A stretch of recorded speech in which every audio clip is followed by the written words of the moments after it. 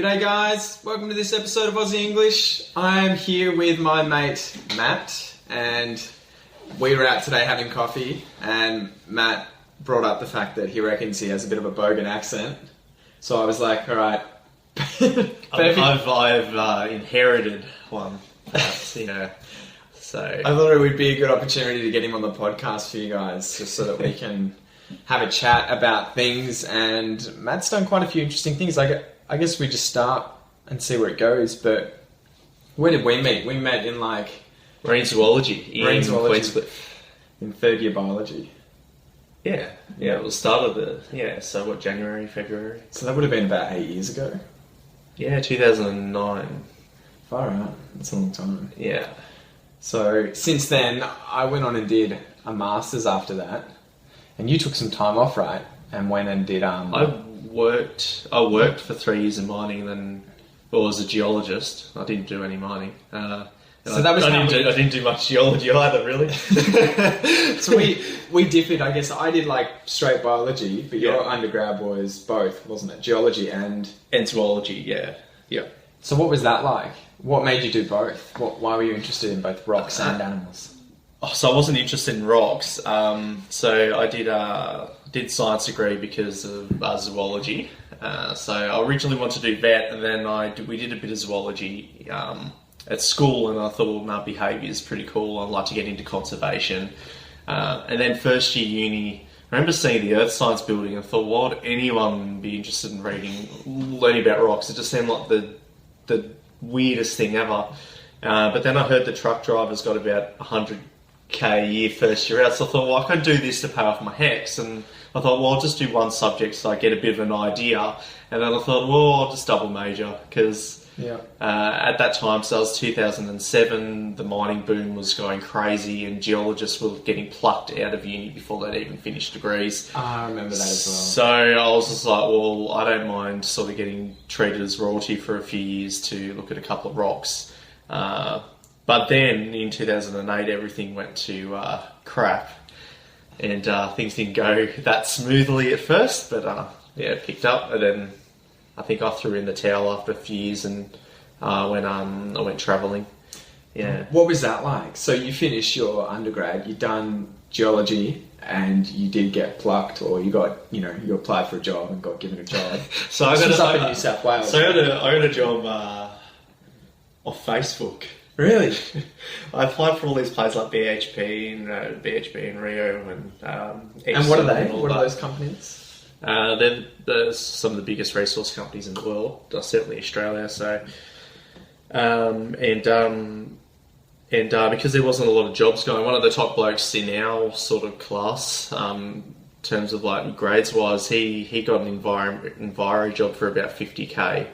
And I thought, if he's getting that, I'm in big trouble, because I didn't attend very regularly in general. Even zoology, which I really enjoyed, I wasn't always in class. I was at home doing nothing. Anyway, I applied for this job on Facebook and was in coal seam gas, and I was to discover how bad that is. And it's just weird spending 3 years and in an industry that you despise, and I hated it even at the time. So it was a very weird 3 years, but I met some pretty interesting people during that time. So tell us about that. What was it like? You left, obviously, you got the job on Facebook then, and then what, did they just fly you straight up there and you were in the thick of it? You were just thrown in the deep end? So I was 21 and I was a supervisor on mine sites, trying to tell people that are old enough to be my grandfather what to do. And when you got a 60-year-old driller who's been doing it for more than half his life,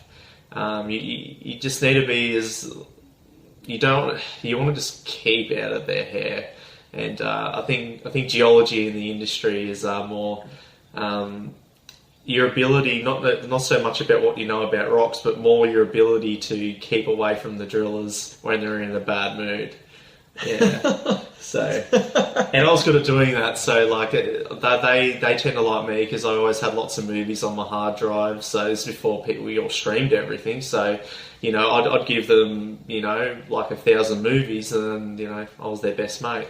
And if anything went bad, well, I just not report it, and then no one would get in trouble, and they'd just get on with it. So and at the end of the day, I didn't care about the industry at all. So as long as we're all having fun and we're all getting paid, it's absolutely it's such a cowboy industry. Like I've heard stories about like a decade, 2 decades beforehand, and it's a lot better then. But like, I mean, compared to like any 9-to-5 city job, mining's. So what's it like? Go into that. Tell us. So what are these drillers? Tell us what they do, and then what were some of the stories you heard? What was it like in the past compared to what it's like today? Well, I mean, you can't drink on site anymore. Anymore? No. So I think back in the day, I think in the 80s, I mean, like, I sort of heard stories of, stories, that sort of thing. If like they drink a slab or a card. Oh, this is actually the stuff you want, isn't it? So a slab or carton or whatever you want to call it. Which is what, 24 beers? 24 beers, so like smashing one of them while at work. One dude? Yeah. and then hitting the pub that night and then smashing another slab and then calling that a day. And then I've heard worse stories of that. I heard like some of the drillers smoke like 3 cartons, two cartons, so not like a deck, a carton. How much is a carton? How many cigarettes? I've heard like 10 or something. So that number doesn't make sense because that's like 20 decks. But apparently there's this one guy and I don't know what the condition is. Is it jaundice? I know you jaundice when your eyes go like yellowy, but like his skin... Just from so much... From like liver failure as well, I think, that your skin can go that yellowy colour. And this... You just get some units out there, and there's still some of the old school guys there. I remember there's a guy from I think it's QVC, QGC. What does that stand for? I think it's QGC, Queensland Gas Company. I think it's something like that. And he had about 3 teeth in his mouth, covered in moles, morbidly obese. But then he kind of had a really like refined sort of accent. But he was just. He looked like a human equivalent of Jabba the Hutt. It was disgusting. And so this is where you would go to see a lot of the real rough Australians are in this industry. You do. This is exploration. So when I worked on a mine site, it was less so. But yeah, you still had some. You still had a bit of that. Also, don't want to say too much as well because if it goes on Facebook and like some of the guys, I haven't seen them for a few years, but I still like them as well, and they've got jobs. So, if you don't have to go into the specifics, I'm just interested. What are the characters like? Yeah. Funny. And so, what was the accent like? You could imagine. I just say too that this actually refers to the accent a bit. So. If you've got 300 guys in one spot together, you get a bit of an alpha thing going where... Yeah. And it's almost like who can be the biggest dickhead. Really? The worse person you are, the more it's celebrated to a point. So, like the F word's replaced by the C word and it's literally used for everything. Yeah. So this is what happens when women are taken out of the equation. We're animals. And, but also too, the awareness of that actually makes it a whole lot more fun. So, when you're literally just sitting there and, it'd be 7 a.m, I'd rock up and then I'm like, you're literally picking each other apart, and it's who can be the cruelest to each other, and then who can handle it the best, So it's tricky because I don't want to like repeat a lot of it. You don't have to, but then it's sort of like, well, in terms of the accent element, I know some sayings which I wasn't used to. Is like in New South Wales they say like hey. Yeah, at the end of sentences. Like A and hey. Like Queensland, a lot they'll go A. Like, I feel like dinner A or something like that. That's a really pronounced thing that it doesn't seem to happen that much in Victoria. And that caught on. I started doing it a bit, and I think sometimes I still do it a bit now. Hey. A. E-H, A. And what's the other one? Heaps. Heaps good. Yeah, Something's heaps good. Yeah, That's not even really slang. Well, I guess it is, but it's like almost bad grammar. it is. It's really good. No, it's heaps good. It's heaps good. And I was there was actually a song. I can't remember the song, but they go, it was heaps good. I'm like, oh. Yeah. But then after a while, you hear it a lot, and then you start using it yourself. I'm like, no, You adapt. no, yeah. So was it hard for you at first? Because that's what a lot of my listeners and a lot of people watching this are going to be thinking, you know, when we come to Australia, is it going to be difficult talking with Australians? And I guess I wanted to show that even for other Australians, it can be difficult, right? Yeah, well, when you first go out there, not just necessarily that you don't understand the accent, but they start using slang terms or expressions you don't understand, and even you as a native speaker have to learn those things and then become part of the... Well, it's almost like, well, you would have, you've heard of them all. You know, some stuff like Bonza. Yeah. There was that ad campaign or whatever years ago, that Bonza, like, I don't know what that was of. Can you remember that at all? I remember vaguely. I didn't know it was an actual real thing. And then I heard one of the guys saying, oh yeah, I picked up this girl last night, yeah, she was a real Bonza chick. I'm like, wait, is that a thing? Like, people actually say Bonza. Stuff like that. Old mate, actually. I didn't know what old mate meant. That was probably the only thing that I didn't understand. So when they'd be like, oh, I'm going to go get old mate. And I'm like, well, who's old mate? Like, it's someone that you've known for ages. And they'd use it on strangers. They'd say, oh yeah, old mate did this. I'm like, oh yeah, where'd you meet him? It's like, oh, I just met him. Like, I was with you. What do you mean? I'm like, but you called him old mate. It's like, what are you talking about? And like, I think that's... it's just become like a slang term for someone, right? For someone, yeah. Could be anyone. And I just went and got this dude, this mate, this guy, old mate. Yeah. And old love, that's not used very commonly, but sometimes for the girls it's old love. But I heard that a handful of times. But old mate's infectious, though. It gets thrown around so much that you start using it all the time. Like, oh, old mate will get it. Yeah, it's funny how words and expressions catch on like that, because I remember hearing that for the first time. I think after high school, one of my friends kept saying it. Yeah, and I was like, he was from the country. Yeah.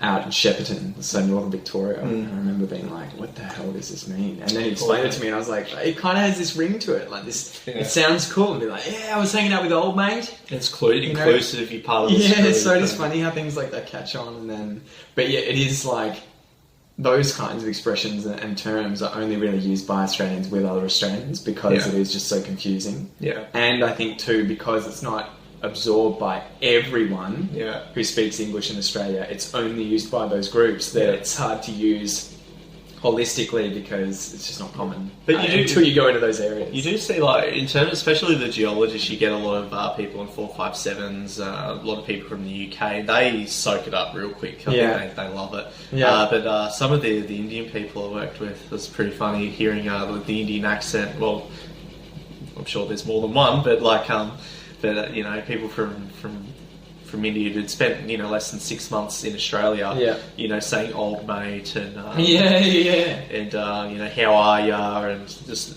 you know, all the slang, you're just incorporating it in, and it's just hilarious to see like the cut off in their own accents when they're trying to emulate it. And but also too, like, we loved it when that happened as well. So what advice would you have if you were someone who's recently come to Australia and is going to be working with these kinds of guys, or, you know, people in general? It doesn't just have to be men, but what is the kind of advice you would have for someone becoming friends with these people, working with these people, learning to understand the accent and these terms? I think that just ask them directly what it means. I mean, it can be hard though if some of the real country guys. So, you know, if you know, like Longreach, Central Queensland, where some of the guys are just country is very country. Yeah. Rough as. You literally can't pull them up on every single point, because it's just slang with everything. So I think you just have to listen, and eventually you'll hear sentences in context and you pick up on it. But if you hear a repeating element that's repeated a lot, like old mate is, pull them up on that, and then I think all the other terms will fall into place in time. But I think that would be the biggest one. But that's one of those tricky, because it's still English. It was still Aussie English. Like, it's same country. I still understood them. But that's really the only term I sort of struggled with that I can remember. But a lot of it was just centred structure and grammar. It was a bit different. And you just work that out after a while, I think. It's just exposure. So it was surprising, actually. You think as Australia is quite young, we don't have the same variation in accents or even language. Other countries, so like Europe, where you drive an hour and it's a different language in certain parts, but we do have quite a bit of variation between the states and even within states if you're really listening for it. Yeah. And they knew that I was from Melbourne just for how I said Melbourne, which I don't think a lot of Victorians realise. So we say Melbourne different than And so what's the difference? Can you say it? Well, Melbourne, I don't That's know. how we would say it. I don't know. For me, I don't understand what I'm saying. They're just like, the way you say Melbourne, say it again. I'm like, what do you mean? And it's not that they're like Melbourne, like that they just say it seemingly the same as me, but they can hear the difference somehow. They call us Mexicans because they're south of the border. And, so I guess too, one of the points that I wanted to get at was how do you penetrate that kind of culture too? Because a lot of foreigners have trouble when they come here. A lot of the guys that listen and chat to me tell me how hard it is when they are working as tradies or in groups with guys who are really rough, use a lot of slang, and just, I guess that culturally, not Bogan Australian, but those small guy groups that are really hard to penetrate and become friends with. And they feel like they work there for a year, for 2 years, and even then they're not really in the group.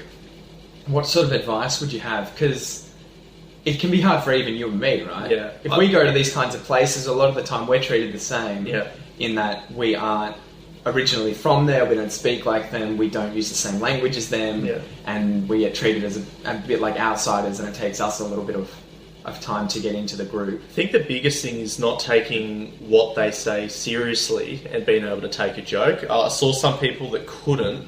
I literally saw one guy on a drill rig scrubbing a drill rig with a toothbrush. Like, that stuff still can happen. And it was a guy that didn't know when to shut up and didn't know how to take a joke. He liked to give them but couldn't take them, and he got himself in a situation that he sort of created for himself. But I think if you can take a joke, if you can at least try to be make some jokes as well,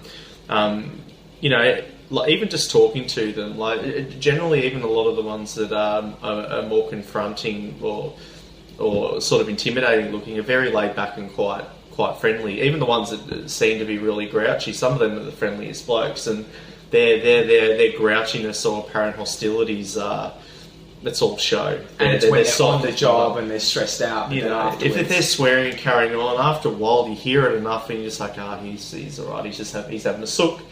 But I think the biggest thing too is that if you are going to, I think a lot of those crew groups, they really are respected if you pay out on them, but then you can take a joke in turn. Yeah. But you've got to be careful when doing it. You've got to really read the situation. Yeah. So maybe don't start with walking up and dropping the C bomb and being like, "Hey, you see," like no, and then if they're angry and then you call them a bunch of sooks, well, that won't work very well. You find you ute on bricks, but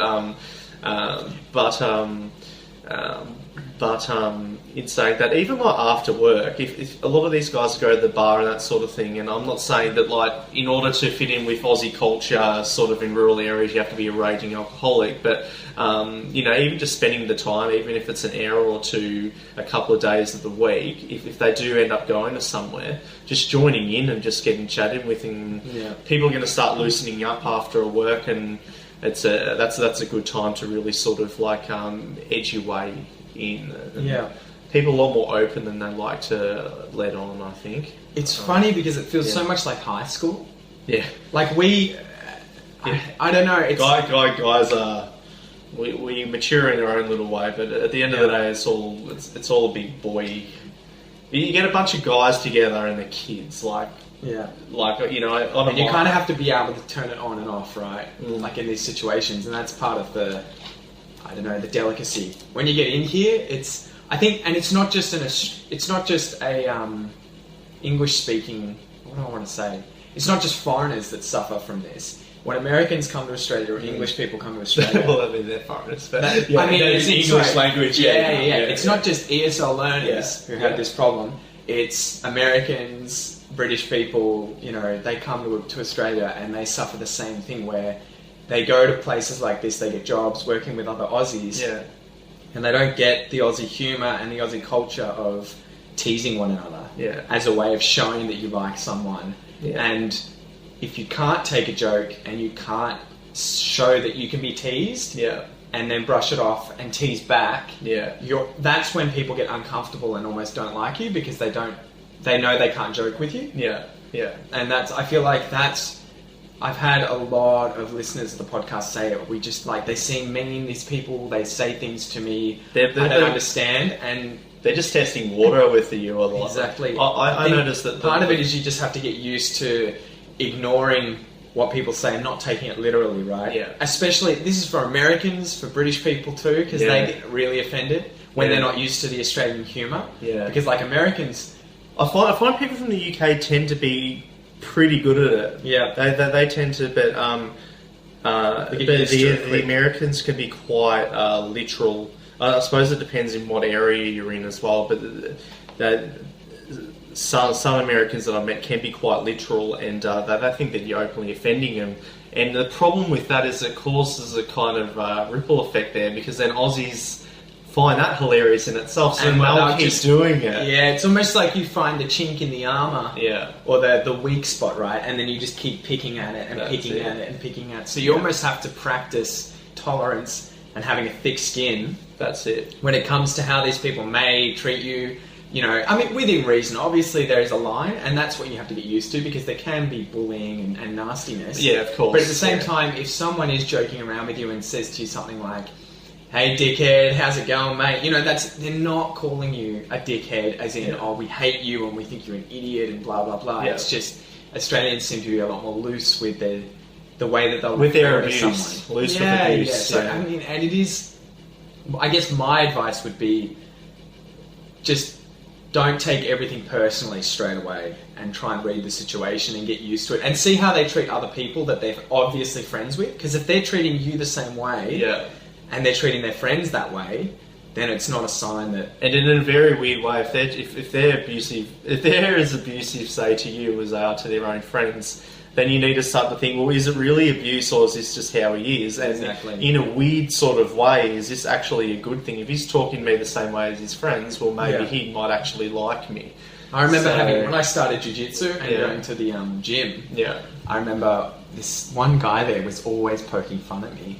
And I was just like, even as an Australian, I was just like, what is up with this? Like, does he just not like me? And I remember talking to him one day, and he's like, "Man, if I didn't like you, I just wouldn't talk to you. I just wouldn't say anything. I'd ignore you."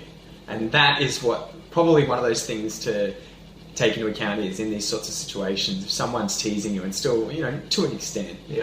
But if they're not ignoring you, and they're still laughing, and they're kind of friendly, but using some of these words that may confuse you, don't have the automatic reaction of being offended, because that will probably lead to them going further with that. And or they'll start to feel a bit awkward, and then they might not do it again for a while, and then it can just make it, the whole situation can feel a bit weird.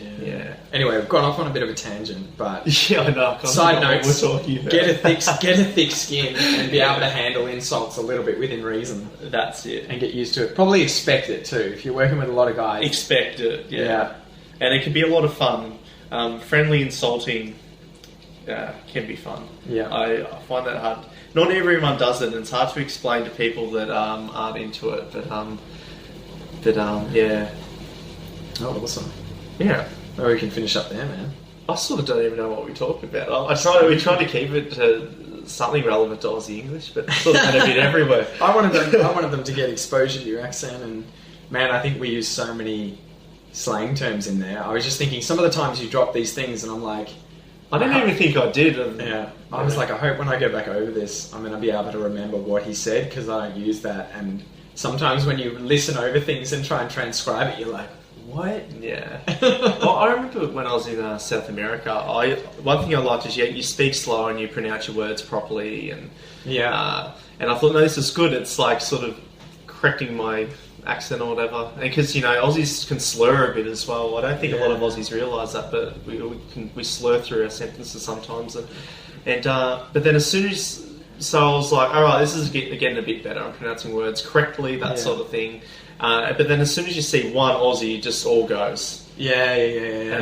And it's a battle. It's funny how that happens. I remember doing that too, where I went to Queensland and used to do research on turtles. Yeah. And we would go up there and you'd be in a group, yeah, and it would just come out. You'd have, you wouldn't realise you sound like... I remember being asked, "Are you English?" Yeah. When I first went up there, I was like, "What are you talking about? I'm just from Melbourne." But that's weird too, because and then my accent came out after a month up there. I come back to Melbourne and everyone's like, "Jesus, man, you're full bogan." But when I was in Central America, I had a few people who thought I was English. Yeah. And this is really weird because one guy said, he said, "Are you sure you're not English? Your parents are?" "Yeah, your language isn't as vulgar as a lot of Australians." I'm like, it's the opposite, man. Like, I told people at home just because I knew they'd find that hilarious, but I got quite a lot of people thinking that I was English, and I don't really understand that at all. I think it's difficult. And even right? if I'm in a group of other Aussies, they pick me out as thinking that I had spent time in England. Yeah. And I don't